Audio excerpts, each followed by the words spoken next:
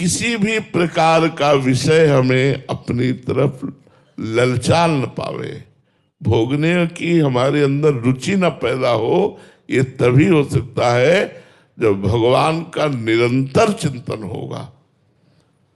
चाहे सन्यास हो, चाहे वैष्णव मार्ग हो, दोनों का लक्ष्य संसार का चिंतन छोड़कर आत्मस्वरूप भगवान का चिंतन है। भक्ति में दासत्व भाव से भगवान के चिंतन के द्वारा संपूर्ण संसार के चिंतन का त्याग कर दिया जाता है। स्थूल सूक्ष्म कारण इन सबको भगवद अर्पित करके शरणागत होकर वो भगवत स्वरूप हो जाता है। ज्ञान मार्ग में आत्मस्वरूप जो मेरा मैं है, जिस मैं में कुछ लगा होता है वो मलिन होता है, और शुद्ध मैं ये ब्रह्म स्वरूप है, अहम ब्रह्मास्मि।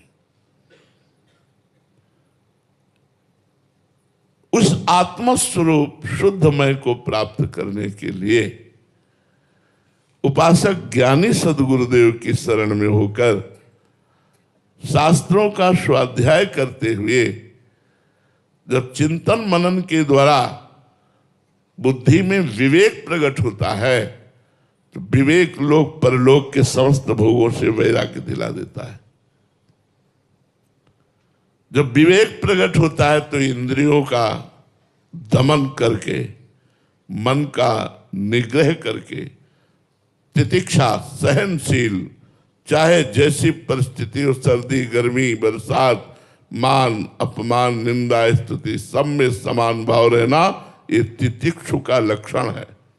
वो तितिक्षावान, वो श्रद्धावान, जिसके चित्त का समाधान हो गया है, वो मुमुक्षु अपने तीनों शरीरों का ज्ञान के द्वारा राग त्याग करके तत्त्वम् असि इसमें स्थित हो जाता है। तत्त्वम् असि, जिसकी खोज कर रहे हो, जिसको इष्ट माना है, वही तुम हो। ज्ञानी अपने स्वरूप में स्थित होकर मुक्त हो जाता है। भक्त दासत्व भाव रख करके भगवान के प्रेम में छककर भगवान के नित्य धाम में जाकर उनकी सेवा में लगता है। दोनों को शरीर राग त्यागना होता है। शरीर राग त्यागने का मतलब है शरीर राग, शरीर भोग संबंधी राग, शरीर भोग संबंधी रिश्ते नाते का राग, ये त्याग करना होता है। जहां ये शरीराभिमान गलित हुआ तो भोगों के सन्निधि में भी भोगने की इच्छा नहीं होगी।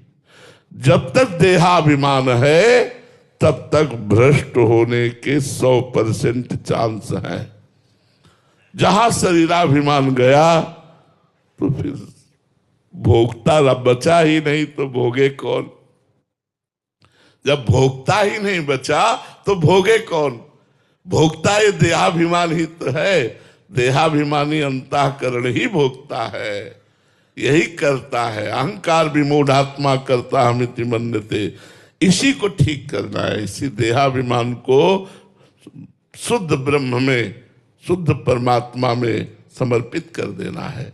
चाहे ज्ञान के द्वारा, चाहे कर्मयोग के द्वारा, चाहे भक्ति योग के द्वारा, सबके द्वारा संसार की वासनाओं का नाश करना है, इच्छाओं का नाश करना है, चिंतन का त्याग करना है।